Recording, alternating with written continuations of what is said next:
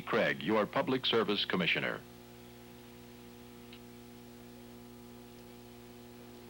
Chet Huntley, NBC News, New York. And David Brinkley, NBC News, Washington. Israel today accepted the American plan for peace in the Middle East, a week after Egypt did, 5 days after Jordan. The plan includes a 90-day ceasefire on the Egyptian front, indirect negotiations, and an agreement to accept the United Nations Security Council resolution, providing that Israel give up occupied Arab lands. The Israeli government accepted the proposals in the face of bitter opposition by the Gahal party, which has 6 ministers in the cabinet, and which will decide on Monday whether to leave the government.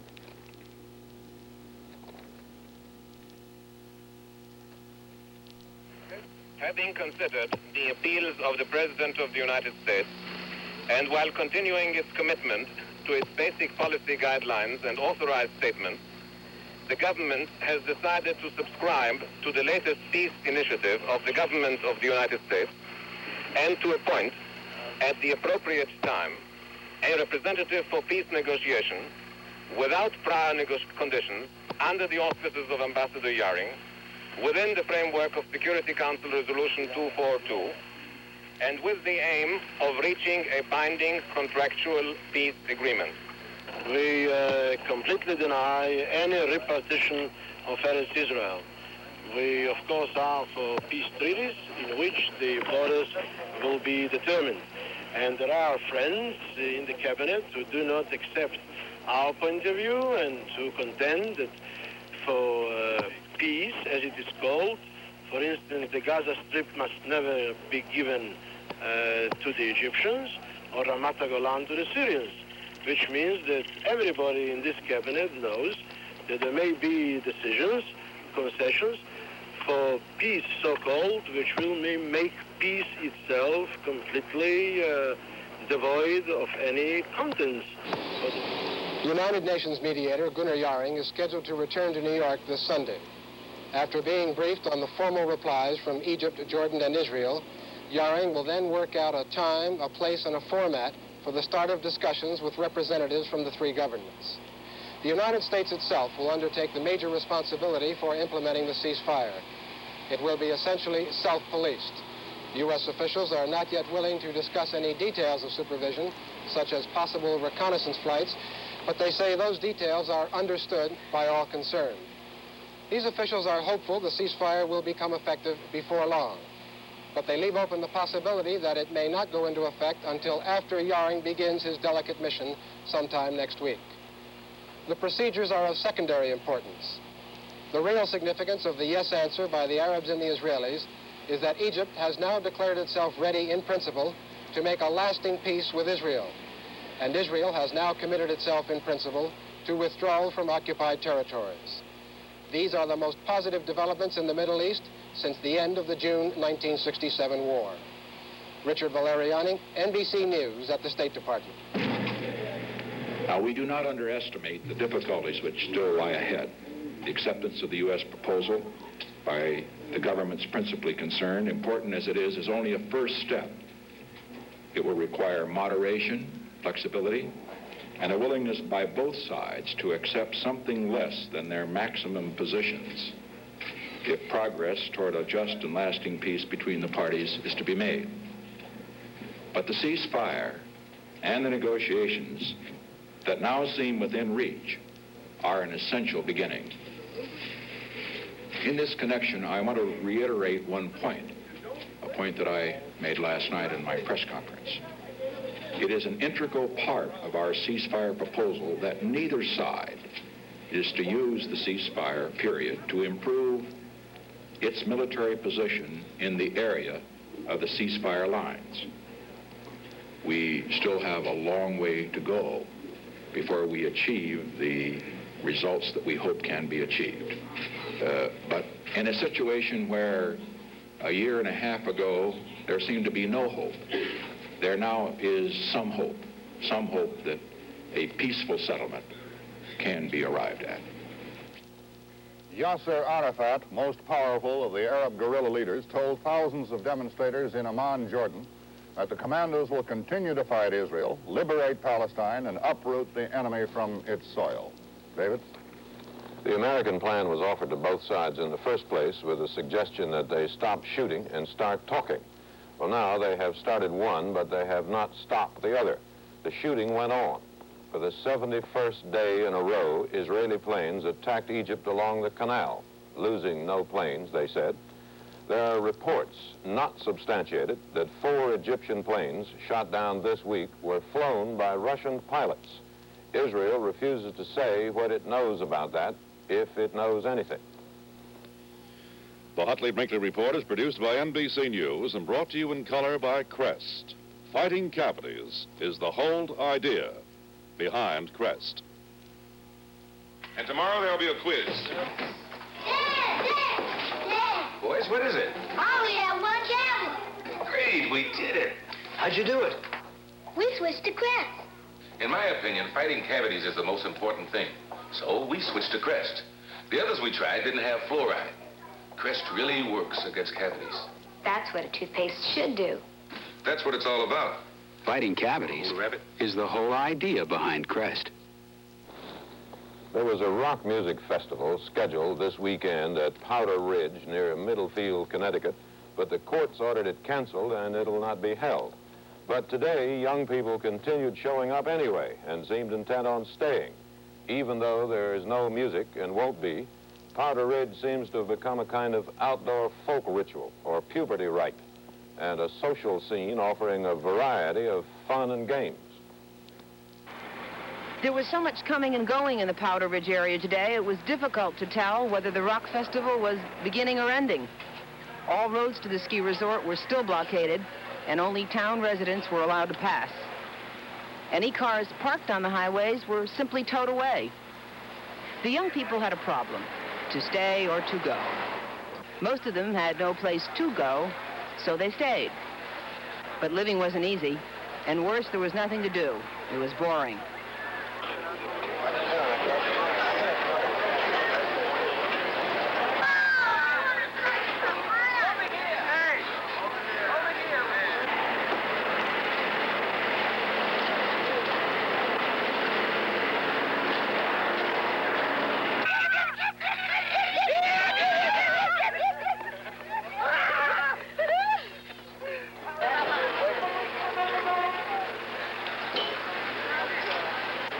It's a quiet festival, more like an overcrowded country picnic.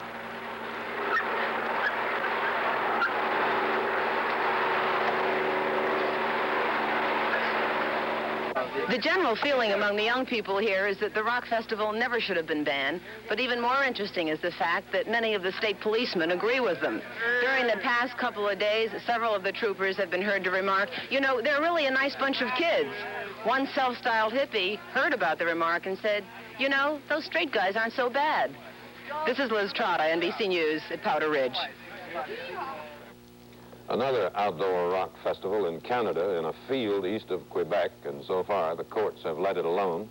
But the police have taken over a schoolhouse nearby and turned it into a command post, covering the blackboards with maps, charts, and operating plans in case they are needed. And in Los Angeles, Charles Manson, described today by the star witness against him as the Messiah come again, the second coming of Christ. Linda Kasabian, who earlier had accused Manson of masterminding 7 murders, revealed that she thought Manson was Christ, that he generated love and pure truth, and that she had been in love with him. Defense attorney Paul Fitzgerald said, "Isn't it true Manson didn't care to have you near him?" There was no direct response to this first move by the defense to show that Mrs. Kasabian is testifying against Manson because he scorned her. At one point, prosecutor Vincent Bugliosi objected heatedly that Manson was coaching the defense attorney and that the jury could hear him. The jury was told to ignore Manson. Through the day, Mrs. Kasabian detailed her nomadic hippie life in 11 communes in 3 years, of indiscriminate sex, abundant drug use, and a search, she said, for love. Don Oliver, NBC News, Los Angeles. The kind of hippie living that Mrs. Kasabian talked about has been part of the Berkeley scene for several years. Now the police there are trying to clean out Berkeley's crash pads, and particularly to rid the city of the teenagers who flock to them looking for thrills. For the young, Berkeley is where it's at, so they come here from all over the world. They travel light. Many are runaways, some as young as 10 and 11.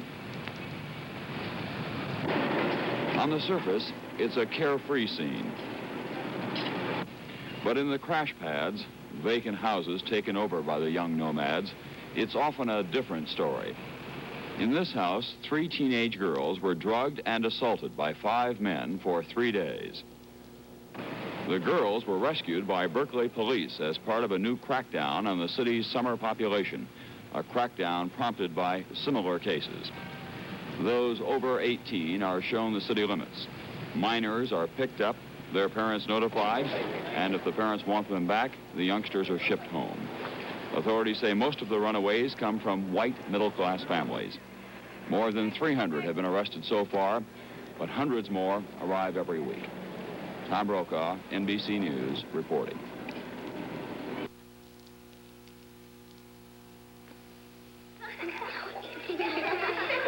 One of the children in this class has epilepsy. Can you tell which one? Russell, get that off my If you can't, don't feel stupid. Without special training, it's often impossible to tell many health problems from discipline problems.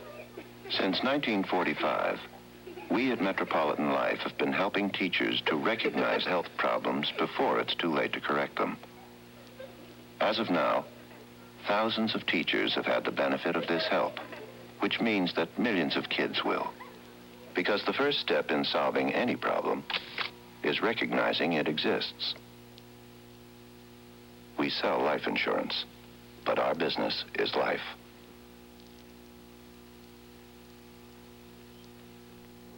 Last year, senators who thought the Pentagon was spending vastly too much money tried to stop one of its new and expensive projects, the ABM system. They lost by 1 vote, and the building has begun. Now, the Pentagon is back for money to expend it. Senators Cooper of Kentucky and Hart of Michigan say now, today, they will try to cut off the money for any new ABM sites, leaving alone those already started, but trying to stop any new ones. Chet? President Tew talked to his people again today on television and radio. And again, he told them he would not stand for a coalition government with the communists. And he repeated his opposition to a ceasefire because he said the enemy always violates even short truces. In Cambodia, the government of Premier Lon Nol was having difficulties on the battlefield, but nevertheless seemed to be consolidating its hold on the country. When the Queen Mother, Prince Sihanouk's mother, was moved out of the royal palace this week, it marked another step toward the end of Cambodia as a kingdom. It also marked another successful step by the government of General Lon Nol to keep its balance on its way to proclaiming a republic. The balance is still precarious. South Vietnamese troops remain in Cambodia, and without them to lean on, the government would probably fall. But since American ground troops left the country 1 month ago, the Cambodians have shown they are not the pushovers many expected them to be. Military observers here are impressed by the Cambodians' willingness to fight, which is a measure of the country's nationalistic spirit. That same spirit is making it difficult for Vietnamese communists to organize Cambodians against the new government. The longer it takes the communists to organize, the longer the government has to strengthen its army and extend its own influence. So, while the government's balance is still unsteady, its footing is becoming more sure. While Cambodia has not won the war, it has not lost it either. Kenley Jones, NBC News, Phnom Penh. Premier Kosygin said in Moscow last month, their talks with the Chinese about keeping peace on the border were making no progress, and it was all China's fault, he said. In the meantime, the Russians have moved several army divisions to the border. Today, the big Chinese papers ran the same editorial, quoting Chairman Mao and saying the Russians are planning to attack. We're moving in more troops, proving, the paper said, that Russian imperialism was as bad as American imperialism. The paper said, if they invade, we will bury them on the spot.